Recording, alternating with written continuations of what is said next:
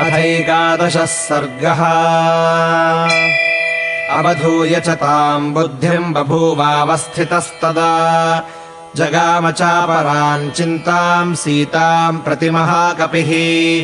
न रामेण वियुक्ता सा स्वप्तुमर्हति भामिनी। न भोक्तुम् नाप्यलङ्कर्तुम् न पानमुपसेवितुम् नान्यम् नरमुपस्थातुम् सुराणामपि चेश्वरम्। न हि रामसमः कश्चिद्विद्यते त्रिदशेष्वपि अन्येयमिति निश्चित्य भूयस्तत्र चचारसः। पानभूमौ हरिश्रेष्ठः सीता सन्दर्शनोत्सुकः। क्रीडितेनापराः क्लान्ता गीतेन च तथा पराः नृत्येन चापराः क्लान्ताः पानविप्रहतास्तथा मुरजेषु मृदङ्गेषु चेलिकासु च संस्थिताः तथास्तरणमुख्येषु संविष्टाश्चापराः स्त्रियः। अङ्गनानाम् सहस्रेण भूषितेन विभूषणैः रूपसंलापशीलेन युक्तगीतार्थभाषिणा देशकालाभियुक्तेन युक्तवाक्याभिधायिना रताधिकेन संयुक्ताम् ददर्श हरियूथपः। अन्यत्रापि वरस्त्रीणाम् रूपसंलापशायिनाम् सहस्रम् युवतीनाम् तु प्रसुप्तम् सददर्शः। देशकालाभियुक्तम् तु युक्तवाक्याभिधायितत् रताविरतसंसुप्तम् ददर्श हरियूथपः। तासाम् मध्ये महाबाहुः शुशुभे राक्षसेश्वरः। गोष्ठे महति मुक्त्यानाम् गवाम् मध्ये यथा वृषः। स राक्षसेन्द्रः शुशुभे ताभिः परिवृतः स्वयम् करेणुभिर्यथारण्ये परिकीर्णो महाद्विपः। सर्वकामैरुपेताम् च पानभूमिम् महात्मनः ददर्श कपिशार्दूलस्तस्य रक्षः पतेर्गृहे। मृगाणाम् महिषाणाम् च वराहाणाम् च भागशः तत्र न्यस्तानि मांसानि पानभूमौ ददर्शसः। रौक्मेषु च विशालेषु भाजनेष्वप्यभक्षितान् ददर्श कपिशार्दूलो मयूरान् कुक्कुटांस्तथा। वराहवाध्रीणसकान् दधिसौवर्चलायुतान् शल्यान् मृगमयूरांश्च हनुमानन्ववैक्षत। कृकलान् विविधांश्छागान् छशकानर्धभक्षितान् महिषानेकशल्यांश्च मेषांश्च कृतनिष्ठितान्। लेह्यानुच्चावचान् पेयान् भोज्यान्युच्चावचानि च तथाम्ललवणोत्तंसैर्विविधैरागखाण्डवैः महानूपुरकेयूरैरपविद्धैर्महाधनैः पानभाजनविक्षिप्तैः फलैश्च विविधैरपि कृतपुष्पोपहाराभूरधिकाम् पुष्यति श्रियम्। तत्र तत्र च विन्यस्तैः सुश्लिष्टशयनासनैः पानभूमिर्विना वह्निम् प्रदीप्तेवोपलक्ष्यते। बहुप्रकारैर्विविधैर्वरसंस्कारसंस्कृतैः मांसैः कुशलसंयुक्तैः पानभूमिगतैः पृथक्। दिव्याः प्रसन्ना विविधाः सुराः कृतसुरा अपि शर्करासवमाध्वीकाः पुष्पासवफलासवाः वासचूर्णैश्च विविधैर्मृष्टास्तैस्तैः पृथक् पृथक्।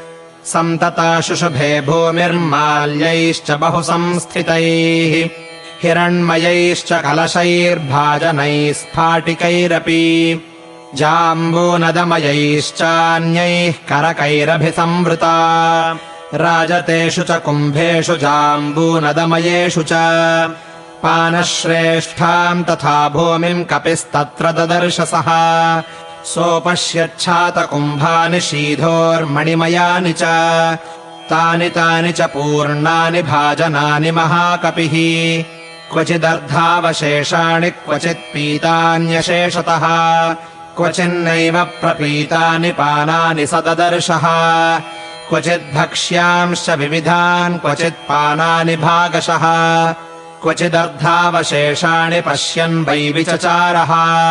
शयनान्यत्र नारीणाम् शून्यानि बहुधा पुनः परस्परम् समाश्लिष्य काश्चित् सुप्तावराङ्गनाः काचिच्च वस्त्रमन्यस्य अपहृत्योपगुह्य च उपगम्या बला सुप्ता निद्रा बलपराजिता तासामुच्छ्वासवातेन वस्त्रम् माल्यम् च गात्रजम् नात्यर्थम् स्पन्दते चित्रम् प्राप्य मन्दमिवानिलम् चन्दनस्य च शीतस्य शीधोर्मधुरसस्य च विविधस्य च माल्यस्य पुष्पस्य विविधस्य च बहुधा मारुतस्तस्य गन्धम् विविधमुद्वहन् स्नानानाम् चन्दनानाम् च धूपानाम् चैव मूर्च्छितः प्रववौ सुरभिर्गन्धो विमाने पुष्पके तदा श्यामावदातास्तत्रान्याः काश्चित् कृष्णावराङ्गनाः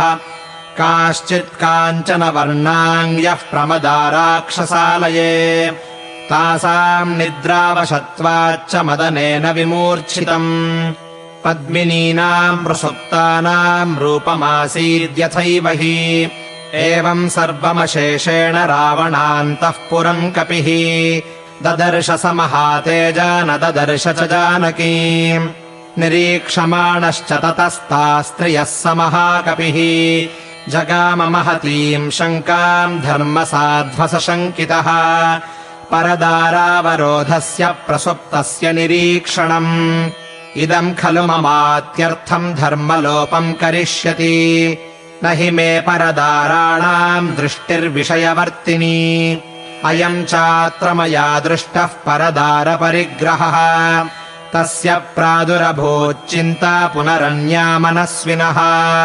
निश्चितैकान्तचित्तस्य कार्यनिश्चयदर्शिनी कामम् दृष्टा मया सर्वा विश्वस्ता रावणस्त्रियः न तु मे मनसा किञ्चिद्वैकृत्यमुपपद्यते मनो हि हेतुः सर्वेषामिन्द्रियाणाम् प्रवर्तने शुभाशुभास्वस्थासु तच्च मे सुव्यवस्थितम् नान्यत्र हि मया शक्या वैदेही परिमार्गितुम् स्त्रियो हि स्त्रीषु दृश्यन्ते सदा सम्परिमार्गणे यस्य सत्त्वस्य या योनिस्तस्याम् तत्परिमार्गते न शक्यम् प्रमदा नष्टा मृगीषु परिमार्गितुम् तदिदम् मार्गितम् तावच्छुद्धेन मनसा मया रावणान्तः पुरम् सर्वम् दृश्यते न च जानकी देवगन्धर्वकन्याश्च नागकन्याश्च वीर्यवान्